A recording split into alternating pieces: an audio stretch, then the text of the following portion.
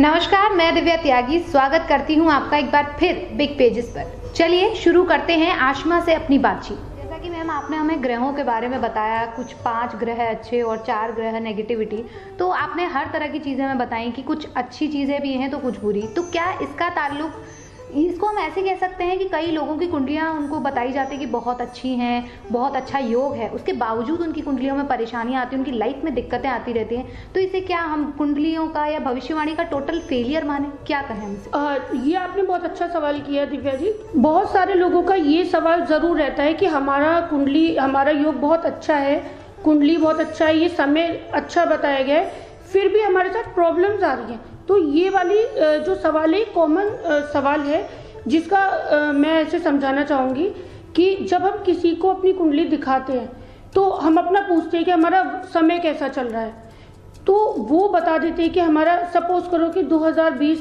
या 2021 आपका बहुत अच्छा होगा, आपको बहुत लाभ होगा। हमने उनकी बात सुनी और हम आ गए सिर्फ और इस बात के लिए अपना मेहनत करना शुरू कर दिया कि अब हमारे योग अच्छा है तो हमारे साथ अच्छा होता जाएगा। बट जिन चीज़ को देख के, आपकी कुंडली में देख के बताया गया था कि आपकी कुंडली में योग अच्छा चल रहा है, 2021 आपका अच्छा जाएगा, वो किस ग्रह की वजह से जाना था? क्योंकि ऐसा नहीं है कि जब आपका योग अच्छा बताया गया तो आपके सारे ग्रह अच्छे चल रहेंगे। कोई एक ग्रह जब अच्छी पोजीशन में आ जाता है, उसको देख के प्रेडिक्शन दिया जाता है कि आपका योग अब अच्छा आने वाला है, लेकिन बाकी के जो ग्रह थे जो उस काम को बिगाड़ सकते थे, हमें उसके लिए भी अवेयरनेस होना बहुत ज़रूरी है हमारे कि ये ग्रह हमारा अच्छा है तो हमें इसकी पावर यूज़ करनी है, इसकी वजह से हमारा अच्छा होगा। गलती तब होती है कि सपोज करो आपका सूर्य फायदे में आ रहा था और ज्योतिष ने देख के बताया कि आपका योग अच्छा चल रहा है, सूर्य आपको बहुत लाभ देगा।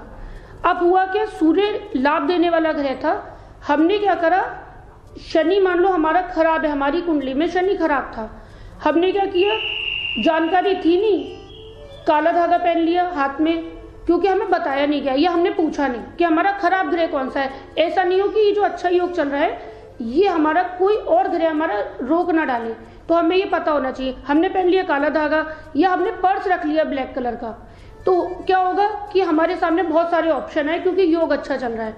तो जब बहुत सारे ऑप्शन आ रहे हैं बिजनेस के पॉइंट्स, लेकिन आपका क्योंकि शनि भी आपने एक्टिव कर लिया, क्योंकि पर्स आपने ब्लैक रखा और काला धागा पहन लिया, तो जब हम धारण करते तो वो शनि हमारा एक्टिव होने लग गया। अब वो भी अपना काम कर रहा है और जिसका आपकी कुंडली में है कि वो आपको लॉस देगा, तो अब सूर्य तो बेचारा अपना काम करता अगर आप उसे मौका देते, बट आपने साथ में शनि भी एक्टिव कर लिया।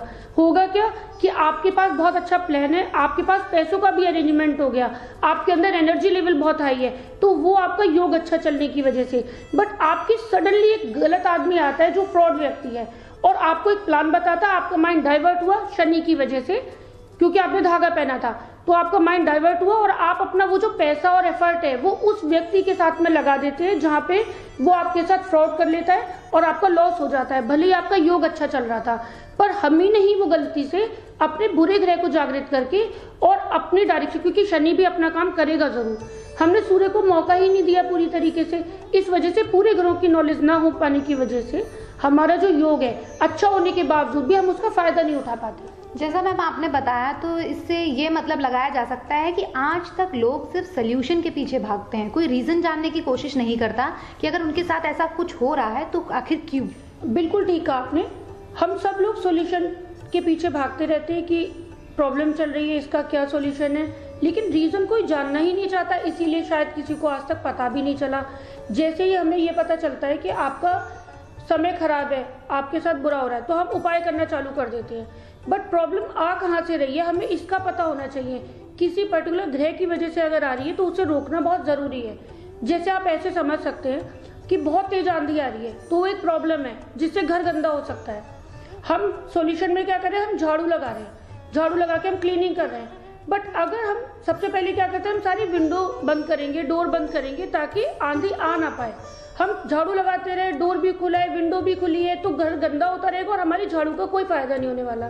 सेम इसी तरीके से हम अगर सॉल्यूशन कर रहे हैं कि इस ग्रह की वजह से दिक्कत आ रही है, तो हमने उपाय किया, तो उसके साथ में दिक्कत लाने वाले ग्रहों से रिलेटेड हमें उसकी पावर ना बढ़ पाए। जैसे अगर हमारी दिक्कत आ रही है बुध की वजह से, तो हम क्या करते हैं, हमने बुध का सॉल्यूशन किया, लेकिन अब आगे हम बुध को बढ़ा तो नहीं रहे।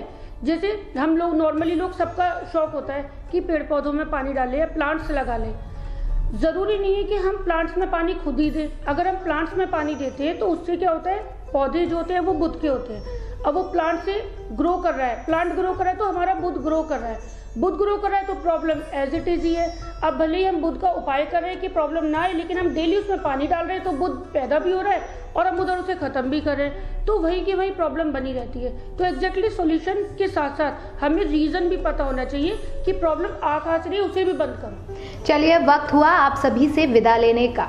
ज्योतिष विद्या से जुड़े रोचक सवालों की जानकारी हासिल करने के लिए जुड़े रहें हमारे साथ अगली वीडियो में। साथ ही ज्योतिष विद्या में अपने अजीब और गरीब लॉजिक्स के जवाब पाने के लिए हमें कमेंट कर बताएं, जिससे आपके कमेंट के बेसिस पर हम अपनी अगली वीडियो आपके सामने लाएं।